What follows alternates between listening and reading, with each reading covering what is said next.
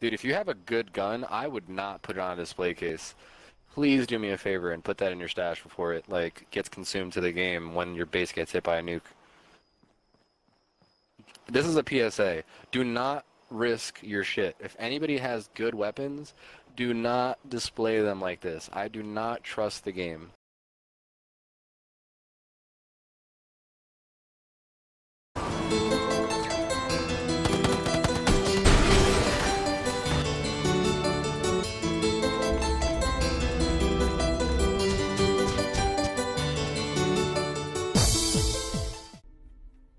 We got Fallout 76 patch 12 notes for today, August 20th, 2019. A couple of things that they went over, and I'm pretty excited. They highlight in the beginning. They talk about, prepare to storm Vault 94. So PC gets Vault 94. We unfortunately on console are not going to get it. They're the guinea pigs, and then maybe if everything goes smooth without a hitch, maybe we'll get it Thursday. I'm not going to hold my breath. I'm going to say maybe we'll get it early next week, next Tuesday. Fallout seems to update primarily on Tuesdays, and when they fall behind, it's like a Thursday update. So again, not holding my breath on that. But they say, dwellers can go through this and claim some exciting rewards like plans to craft a unique armor. So let's see, I'm excited for that. Display cases come out today. They say flaunt your collections. I've already seen a couple pics of teddy bears and magazines on display, so I'm excited to do that after I go over these notes. The cap has been increased, so now we're going to be going up to 30K instead of 25K. That's a nice little update. I would have wished for it to be more, but I guess it's good that they're going to maybe go up incrementally. Another thing they call out in the highlights is the rest like you mean it. And that means now you have to long press to go sit into furniture, lay in a bed, play an instrument, drink from a water source. So it's good. They're doing some quality of life stuff. So now I don't accidentally drink from a water source. I'm like jumping over water, whatever the case is. Looting by a water source, so that's going to be nice. They talk about nuclear winter. Choose your perks. So now I know a ton of people are excited that they're going to be able to now get frog legs on their own. I'm level 58 in nuclear winter, and I still have never gotten frog legs. Already a couple months back, people have said if you don't have frog legs by like level 20 or 30, you're better off just making a new character. Last night I saw somebody level 7 with frog legs. One of us in the group, I think they got it even sooner than that. I think it was like level 3 or 4. So, I mean, it's a huge RNG. You can get it at level 3 or 4, or you can get it after level 58. So, no, that'll be coming in with the trinkets, or the tickets, I'm sorry, that you're going to be turning in. And then there's some nuclear winter balance changes. So, right off the bat, I'm going to say Tesla Nerf. Super excited about that. To start off, they mention the new Vault Raid, Vault 94, their first Vault Raid coming into the game. And they talk about you could bring up to a team of 4 level 50 plus characters. So if this is anything like Project Paradise at Arctos Pharma, unfortunately it's going to be a suggested. So people under 50 will still be attempting this, so it could be good, be bad. If you get a friend that's not level 50, you want to be like, hey, come along, maybe power level them on the novice difficulty or standard difficulty. Don't know yet, have to wait and see how Vault turns out. One of the reasons we're also not getting the update on console is because of the new instance technology that they're throwing into the game. So thankfully, we're not the guinea pigs. The PC's the guinea pigs, and they're saying the instancing technology will prevent players who are not on your team from affecting or interrupting your team's experience. So that's good. I guess they learned a little bit from the burrows. Another thing I like about this Vault Raid is that you have to tune into the Vault 94 emergency radio station. Kind of like that. It's like you can start this quest by not talking to a person, but you can tune into a radio station to start this adventure going towards Vault 94. So a little bit more like bound into lore. Another thing that they highlight is there's 3 missions to complete, and there's a mission cycle every week. That sounds awesome. It's going to keep it fresh every time, even if you're grinding out the same mission 7 days in a row, the game cycles to the next mission the following week, 7 days in a row, cycles. I think that's going to easily keep it kind of like a fresh feeling, and then after the 3rd week, it'll start over, so that's good. And they also mentioned that Vault 94 will temporarily become inaccessible for 3 hours when one mission rotates to the next each week, so there will be some downtime in between. They talk about 3 difficulty modes, which I kind of hinted at, the novice and the standard, and there's also expert mode. They say novice mode is untimed, so if you really want to go through and pick up lore, you can just quickly jump in there and, you know, leave no stone unturned. You can walk through, take your time. Novice mode, if you really want to pick up lore. Probably going to jump into standard, or maybe if we're feeling a little bit more adventurous, we'll try expert mode on one of the first goes. And they also say if time runs out, oh, that's another thing too. So standard and expert mode has a timer on it, and if you run out of time or your entire team is down, you'll need to restart the mission entirely, which can be good, can be bad. Honestly, let's just say there's myself and somebody else that's doing a ton of DPS, or 3 of us doing a ton of DPS. What's to say one person isn't gonna stay all the way in the back? We're running bloody build, and even if we're one shot, you know, like that person is our spawn beacon. I think time will tell if creatures are gonna go out and find somebody. Maybe somebody can chill in the back and be chameleoned or basically hidden to make sure that the event never resets. Again, time will tell on that. Talk about the rewards that you can get, including XP, caps, improved repair kits, so similar to Scorch Beast Queen, legendary script, crafting materials, weapons, armor, and plans. One of the things you can also get from this is Vault 94 steel. I think that's a weird, not cop-out, but like, it's like, oh, you're getting this specific steel, only made in this vault. So like, let's say they open up, you know, the next vault. Are we going to get that next vault steel, or is it going to be, you know, just insert vault number here, steel? But whatever, let's not be too critical of that. But that's going to be used to craft the vault armor sets that have special bonuses. And then at the same time, the vault armor sets are awarded via plans by completing standard expert mode, not novice, according to this. And then you have the whole idea that this is going to be very special to the player, and this, it better be good. Only because it cannot be dropped, cannot be traded, cannot be sold. Armor, the steel, the plans, it's like you're going in there and that's for you and you alone. It's not like you're completing a weekly event like the cook-off or the Foreshadow parade where you can get something and trade it with your friends or sell it.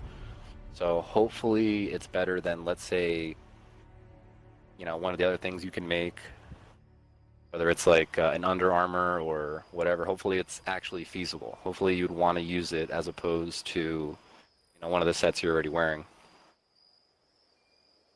And they also talk about vault mission rewards can be earned once per difficulty mode, per mission, per day.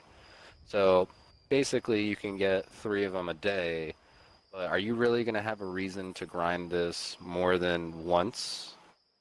If I remember correctly, one of their last articles on this talked about like there should be legendaries in there, so maybe we would farm that for XP, their drops, in terms of like materials they drop, caps they drop, and the weapons they drop. So again, time will tell on that. Moving on to the camp display cases, I'm super excited. I have a collection of magazines that I'm waiting to put together. So after I go over all these notes, I'll be jumping into the game and putting that together, hopefully without too much of a problem. They talk about the display cases. You know, you can show off your weapons, magazines, bobbleheads, and other items you've collected. I'm kind of curious to know if I can put my tenderizer in a display case, or is it gonna just break through the entire display case, or tell me that I can't place it at all. So that's already one of the logistics that I'm kind of wondering about. They also talk about you can put items into your displays directly from your stash. There's up to 30 displays you can have at once, and each type of display has a maximum number of items that can be assigned to it. Still, 30 displays seems like a lot.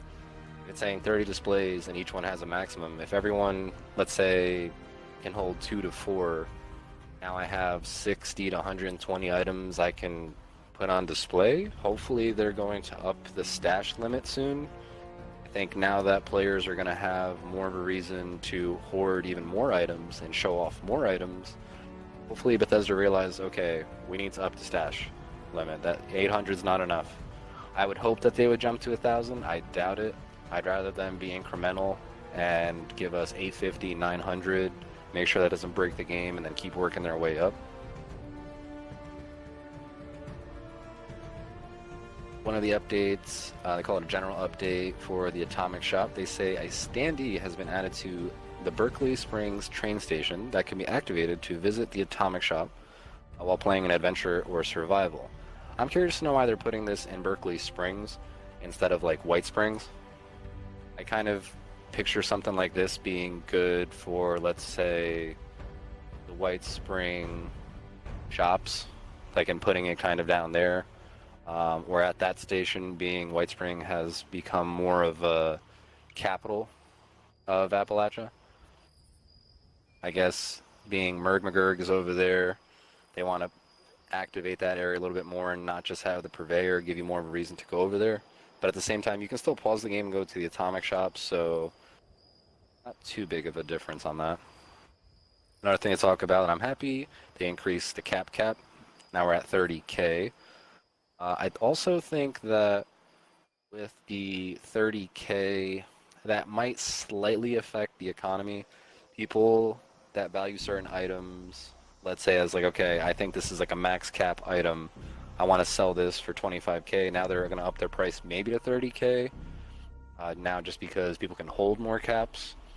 So it's like, are we starting to have less of a value per cap? I don't know. I guess let's see how the in-game economy is affected on that. In the items, anybody collecting Enclave Scout Armor will be happy to know that the Enclave Armory will always have mods available for purchase. There's that. Another thing to talk about, Flamer Fuel can now be crafted using the Tinkerer's Workbench. Maybe it was the Chem Station before, I don't really remember. Don't really know who's going nuts using Flamer Fuel or using that weapon, but there you go. The Ultrasight ammo has had a little bit of an update. They're making it a little bit more feasible. They did increase some of the non-flux ingredients by roughly 50%, they're saying, but you are producing double ammo. So anybody that wants to make that, it's not as expensive. If you're making double the amount, it only costs half the amount. Flux stays the same, so that's good. Anybody that's using Ultrasight or Raider Power Armor, now you guys are getting jetpack mods. Moving on to perk cards. I'm actually kind of happy about this. So they say perk card packs, they no longer award perk cards that only have a single rank. Apparently players were receiving too many duplicate perk cards that couldn't be ranked up. So for myself, I'm over level 300. You get a perk pack every 5 levels. So that means I've already gone through 60 plus perk packs, and I've probably gotten a bunch of duplicates. So now you're going to have a higher chance of getting new perks that you've never gotten before, as opposed to having to buy them long term. I have a pretty long list of all the different ones that only have one rank, like Aquaboy, Dry Nurse, Hacker, Night Eyes, Picklocks, like all the different ones there. So that's good. Now you can get more perks without having to waste, you know, like a purchase on that when you can actually get it for free and save those for other things you want to invest in. Some of the quests and events that were updated. We got Charleston Capitol Courthouse. They mentioned that they were going to do an overhaul in that area. So the interior layout and design of the Charleston Capitol Courthouse has now been updated to better reflect the Key to the Past quest line. They're looking at also providing a richer experience, so that's good. And it looks like they're, you know, really trying to touch up on the lore and refine that area. The courthouse and the main Capitol building are now split into two different interior cells. I find that interesting because now they're saying the courthouse, that level range is closer to the top of the world, and the Capitol building itself now matches the Mire region. So it's kind of interesting to think that now areas don't just have one level range of stuff. Now it's like if you go deeper into a building or if you go deeper in, like let's say underground or something, now you can have a fluctuation in levels. So it's like I start the game, I come here, I see these high or higher level guys, I'm gonna have more of a reason to come back. So good for the newer players. Morgantown Airport also got an update. They say they made significant updates to the airport's exterior. Now it's going to improve the early game questing experience, so good for the new players. Medical Hut was changed, and now that's also going to have a terminal that the tentative plans and safer work quests will be activated through that.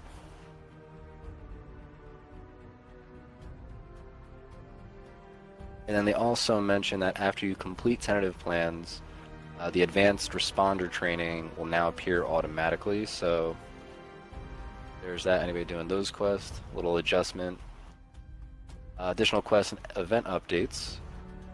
You have a collision course. Players must choose to start collision course by firing a flare from a new mortar that has been added to the event location. So instead of it being automatically triggered, it doesn't really affect me, but that's good. Anybody in that area. Daily quest had decent overhaul.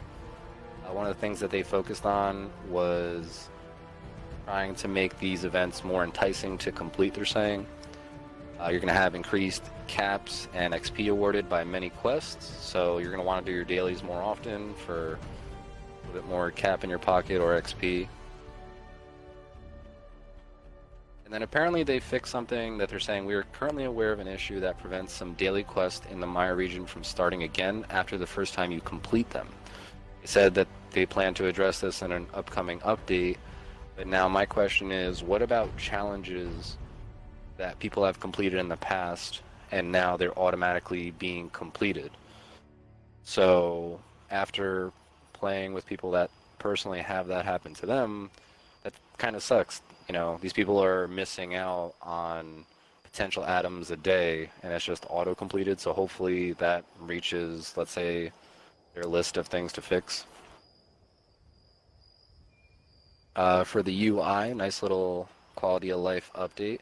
The press and hold activators. Players must now hold down the activate button to enter furniture, play an instrument, or drink from an open water source, so now you don't have to worry about doing any of that by accident. Quest markers are now getting descriptions. Apparently you can enable or disable them. Saying quest markers that appear in the world now display objective text for the quest they belong to. That's good. I'm not really sure what that means yet. I'll have to check that out. So Nuclear Winter also got some design changes, and this also shows that they're listening. The choose your perk system. So now if you get duplicate perk cards, you can start getting tickets, and then you can trade those in for basically perks that you want. And a good thing that I think is, it says the number of Overseer tickets needed to unlock new perk cards varies from one card to the next. So let's say I wanted Frog Legs. I guess it's not going to be one ticket. Maybe it's going to be 3 tickets. I'm going to experiment with that a little bit later. One of the things that I'm excited for, I personally, even though I'm level 58, I don't necessarily want to jump into Frog Legs. I more so want these tickets just to see all the other perks that we haven't gotten yet. We don't know their value. Maybe there's some perks that are pretty good, completely different meta from what other people are using. Science tickets will let us check that out.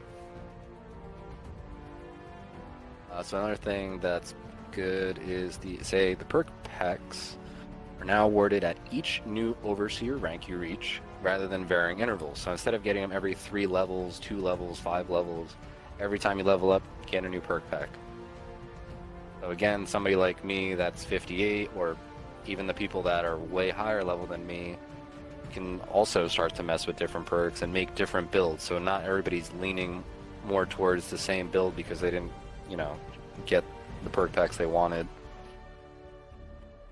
And they're also saying perk packs will be awarded retroactively for Overseer ranks player reached prior to this challenge, but first you have to rank up to the next level for that. So I have some time before I rank up. So tomorrow when I have my Nuclear Wednesday and we're playing nothing but Nuclear Winter, hopefully I get a rank, and hopefully the game just tosses like 40 different perk packs at me. I doubt it'll be that much. Maybe it'll be anywhere from 10 to 15, something like that. But that's good because then I can open those perk packs, maybe get something that I need. If it's something I already have, I'll get a ticket, and I can start trading that in for stuff I don't have.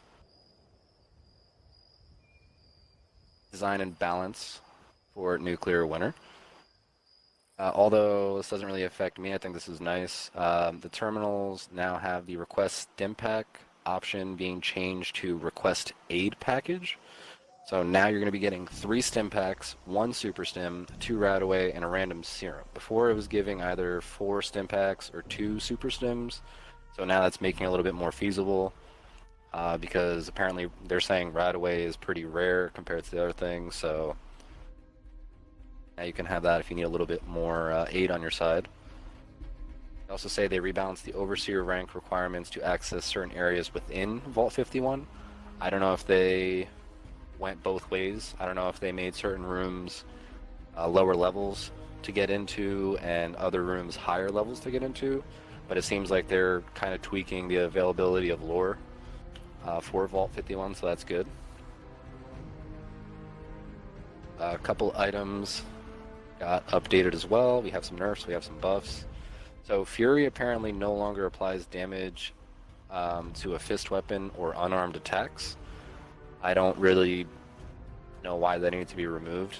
I mean, I feel like if you get a fist weapon like a power fist or a death claw, honestly, if you can get close enough to 1 or 2 hit somebody, more power to you. Apparently they pulled back on that for Fury. Radaway got a buff. Say they greatly increased the effectiveness of Radaway. They were saying that how rare it is, they needed to kind of buff it up to make it a little bit better for everybody. They also added quick kits for staircases. So now they say that you can use them to traverse steep terrain or gain higher ground. I think this is going to be useful for reaching like orange crates that are in towers, or for example, there's like the little agility course next to the gorge. So now that one orange crate that pretty much always spawns there, you don't have to go through the entire course, you can just throw up a stair. This is not Fortnite. This is not going to be something that's going to be spammed easily and then somebody's going to gain higher ground and shoot you from above. Basically, when you go into your quick kits, it still takes a second. So, I mean, if you want to risk getting shot while your game freezes for a second, it's going to hurt you more than help you. There's been some weapon balancing. We talk about weapon weights have received a rebalance. I can't recall what the old weights were, but they're saying things like pistols are now 5 pounds, rifles, shotguns, SMGs are now 10 pounds. Heavy weapons, 20 to 30 pounds. So I guess next time we're in Nuclear Winter, I'll either know if they buff things up too much in terms of weight, and now I have to choose like 1 or 2 weapons, or if they made it more feasible to cycle between different weapons. The Radium Rifle now has slightly reduced recoil. The Handmade and the Assault Rifle now have their ammo spawned with the weapon from 60 to 90. They talk about how this is a rare ammo type, so now it's good. Now we're not fighting for as much 5.56. We can get 90 off the get-go, and 30 extra is a big deal. Combat Sniper Rifles got nerfed. They reduced their ammo capacity by 2 from 10 to 8. Gatling gun apparently is no longer as accurate at long range. That got a nerf. The lever action rifle got a buff. They increased the lever action rifle's reload speed and increased ammo capacity from 5 to 8. Minigun got a nerf. They reduced the minigun's reload speed. And that's going to take a little bit longer. And my personal favorite, biggest nerf of them all, the Tesla rifle. And they're saying they greatly reduced the Tesla rifle's AoE. So now they're saying, developer note, Tesla gun's AoE attack was too powerful and too lenient. Duh. which made playing against it unfun. Ooh. Reducing its AoE range will bring its power back down to a more manageable level.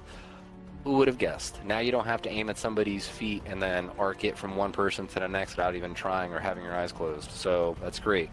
Me personally, they could have removed it from the game. I'd be happy either way, but we got something, right? The UI also got a little bit of an update. So now, for people that place in second and third place as like a team, we're getting a little bit more recognition. So now they're calling it a little bit more visual fanfare. So we'll see that when we jump into Nuclear Winter, get a little bit more recognition. There's been some bug fixes in the arts and graphics department for stim pack animations not working apparently. Never had that happen. They say the graphics for flame visual effects now correctly appear while using a power armored jetpack. Moving on to bug fixes for camp crafting and workshop. There's been a few fixes. I think of them, some of the important ones to mention, for example, blueprints. Fix an issue that could cause camp objects to be stored individually rather than in a blueprint if a player moved camp locations without first modifying anything in their camp during that play session. So I've heard of people like, alright, I'm about to move my base. They blueprint it, they move base locations, and all of a sudden it's in 20 different pieces, and they have to basically remake their base. I've been in the same spot for a while. I've only moved my base a couple times on my main character, so that's going to help people out that tend to move their bases quite often. One of the things also fixed was bulb signs, which was harder to read before, but now the welcome friend sign and light bulb letters are going to be easier to read when they're lit. I think something funny, the greenhouse is now correctly marked as a premium item in the build menu, so I can't go around placing greenhouses for people, I guess.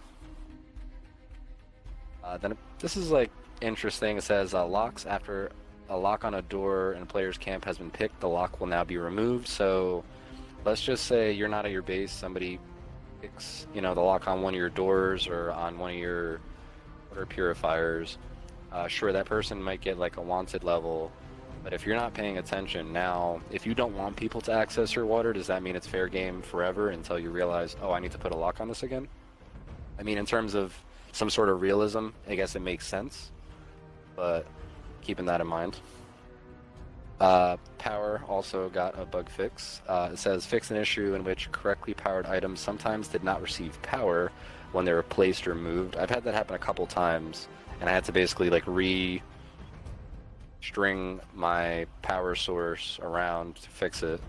That's good. White picket fences. Anybody using white picket fences, now there's a limit of 32 instead of 16.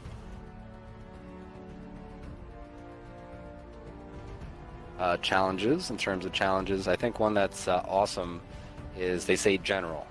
Learning cooking recipes or the discover location challenges that had already been completed by a player but did not progress correctly in the challenge menu will now be marked completed and the rewards will be granted retroactively. So I just recently got 76 out of 76 recipes, so I won't see past that. Maybe I have 80 or 90 right now, for all I know. The discover location, so now I'm going to have that challenge. I'm hoping that when I jump into the game, maybe it'll, give me more atoms out of nowhere, be like, oh, by the way, you discovered this, this, and that, but we didn't give you challenge, complete for that. The weekly kill a sheep squatch sub-challenge for the kill huge creatures now progresses properly. They say many of the discover location challenges will work now. Locations discovered via quest now will also work correctly. Anybody trying to shoot a Yaogwai with a syringer apparently now will work with any type of syringer. So again, fixing challenges. I'm pretty sure there's still challenges that are bugged, but it seems like every patch they're going through a little bit, fixing them up, so that's good. Creatures got an update. Some things that really aren't going to affect too many people, like Brahmin, now correctly take increased damage from headshots. Okay, whatever. They're just fixing things up. One of the ones that I like is corpses. Enemy corpses that contain no loot no longer display a loading symbol indefinitely in the transfer menu. So there's been plenty of times where I'm just staring at a corpse for like 30 seconds and it's just loading, loading, loading, and then it's not going to give me anything anyway, but I don't know. One of the ones that I'm upset that they fixed, they say corpses of traveling merchants now will correctly spawn as a human rather than a Deathclaw or other corpses. I'm pretty sure somewhere in my screenshots I have a screenshot of a Deathclaw that says traveling merchant. I think I also have a Major Gutsy that says traveling merchant, something like that. So, I mean, it's funny to run across those bugs. Those don't really break the game. So I'm kind of a little upset that they're gone, but hey, they're fixing the game, right? Then they also say critters such as chickens that had more health than they should have now had their health reduced. I never noticed this, but apparently gulpers sometimes would regenerate their health during combat, so that's a little bit more game breaking if you're killing a gulper and all of a sudden it regens its health and it kills you instead of the other way around. Rad toads now have a more diverse pool of possible loot drops. So even though I don't think anybody's going out there hunting rad toads, they're just, I guess, tweaking stuff. That's good. And it says they'll have a greater odd of awarding more loot the higher level they are. And apparently now we can disarm their egg mines. Moving on to a very, very big update that I'm excited about. Moving into the item section, they say loot. 2- and 3-star legendary melee weapons that drop as loot no longer always spawn with the plus 50% limb damage attribute. I'm so happy about that. I don't know how many items I've personally picked up. I don't know how many camps that I've gone to, and the items look great, but the third roll is limb damage, and it just turns the weapon basically useless. Armor. So this one I'm a little confused on. Says updated the antiseptic legendary armor attribute description to correctly list that it provides plus 25% environmental disease resistance, not plus 25% radiation resistance. So I was starting to collect a radiation resistance set, and apparently now that has nothing to do with radiation, but everything to do with environmental disease resistance. That's like that's like not even the same thing. I don't understand how that was written like that for so long, and apparently not even providing the same but whatever. So I know somebody that's not going to be happy about this. Apparently the Sledgehammer got an update. The no upgrade mod has been removed from the Sledgehammer, so I'm pretty sure that means you can't have a beating stick anymore. You need to have you know, the actual top. So unfortunately that is in the game now. Maybe people will be grandfathered in, not sure. The Purveyor, and I'm not too sure about this one. It says fixed an issue in which unintended types of combat armor could be received from the Purveyor. Never really saw anything that I shouldn't have gotten. I'm kind of confused on that, but also one thing that I'm excited and I want to test out says for weapons. The Furious Legendary Weapon attribute now correctly applies increased damage output on consecutive hits against the same target. So, for example, I have a Furious Explosive minigun that I tested out on the Scorch Beast Queen and had the same number just back to back. So now I'll be testing that out and seeing if maybe the damage goes, you know, 2, 2, 2, 2, 3, 3, 3, 3, 4, 4, 4, 4 on the. Even if it's that low, it's maybe an increased DPS output. Mutations, I think this one affects more of a PvP realm. Apparently Chameleon, before you could see yourself invisible, but somebody else, a player, not even a creature, would see you completely. So they fixed that, that's good. Performance and stability, they keep almost copying and pasting this, but I'm happy that they keep saying for performance they implemented improvement for server performance. That's great. Just keep on tweaking the game, making it run smoother, please.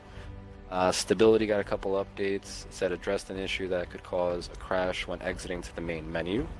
It's an issue that could cause a crash while waiting to join a nuclear winter match from the main menu. So good that they're fixing that. Some quests and events got adjustments and fixes. Nothing too crazy really stands out, but it's a trap, mission countdown, order of the tadpole, trick or treat, tadpole swimming test, wolf in sheep's clothing, all got updates in terms of quest markers or experience gained. So again, going through, combing through things, fixing them, adjusting them. UI updates. So now, Atomic Shop always getting an update. New items on the featured page are now going to be shown with the new tag, so if you haven't checked for a few days or a week, you'll know what's new, what's not. So that's there for anybody that's browsing the Atomic Shop.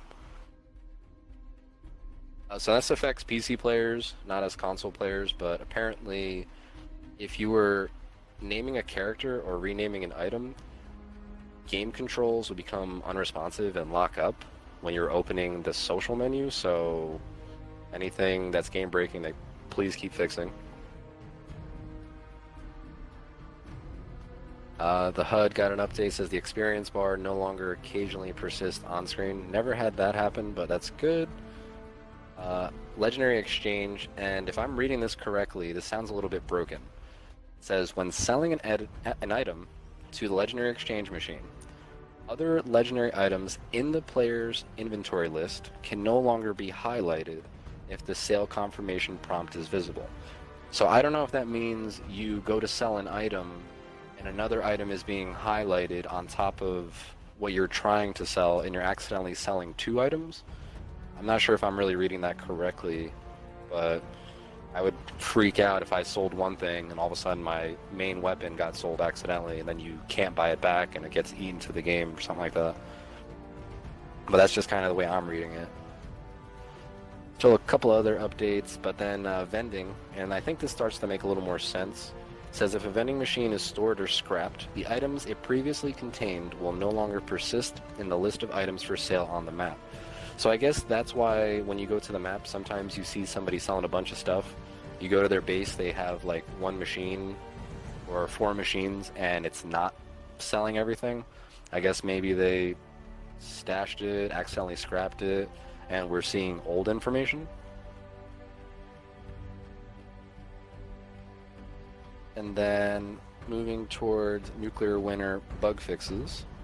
So arts and graphics got some adjustments as well. In terms of the storm, getting some updates. It seems like every update, the storm is getting affected by an update. Grasses beyond the storm wall will now correctly display as well. Smoke clouds and debris created by a nuke blast are now more transparent and have more natural coloring. I don't know if that's supposed to remove the blindness that we experience since the last update. Since the last update, somebody launches a nuke, there's this blinding yellow light and cloud being pushed into your face and you can't see anything. If you're running in one direction, you have no idea if you're about to hit a tree or not. So I hope that's what they fixed.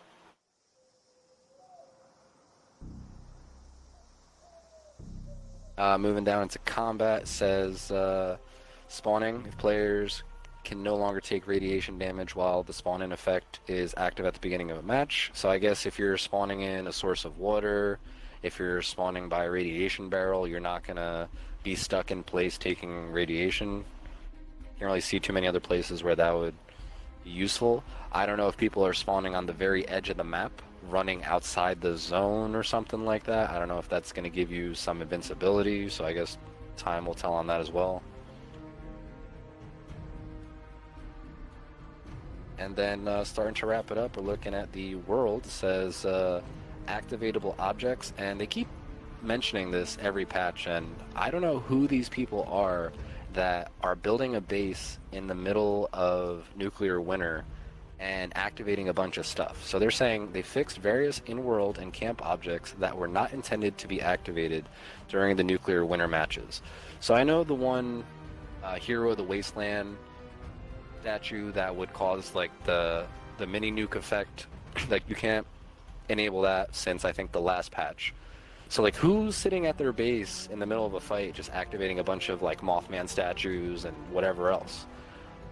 My question is, can I still set up a siren and set up a base, set off a siren, distract somebody, and run into the woods and shoot them as they go to the base.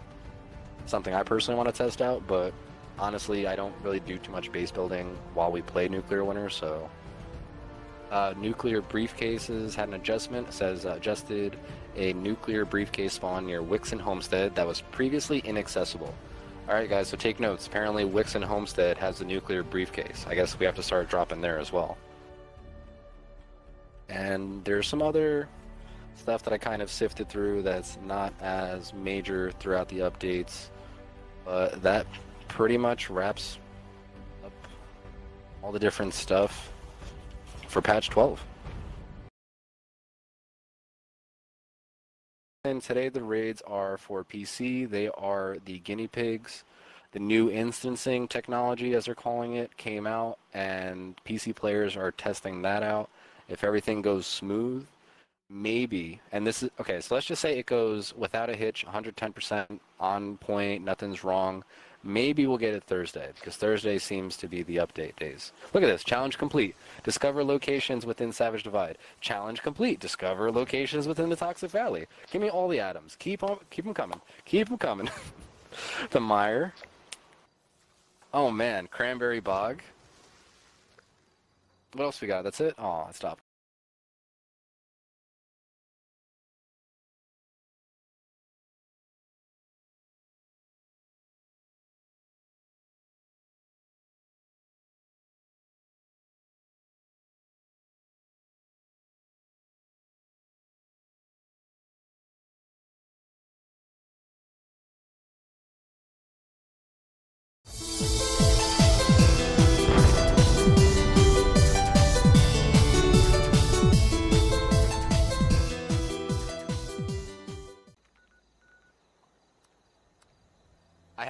I weigh 1,000 pounds? What the shit just happened?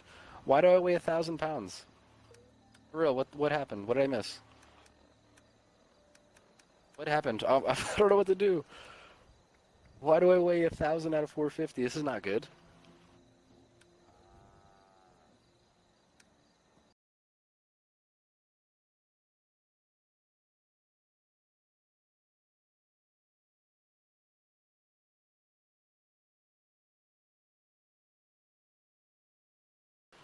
I mean, they need to keep catering to the Atom Shop, right? They need to make it like, come, hang out in the Atom Shop.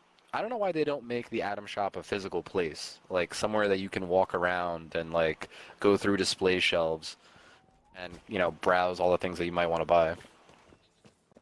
Oh shit, right? Yeah, that's like a huge oversight. People would buy more stuff from the Atom Shop if they could walk around like it was IKEA. Just saying.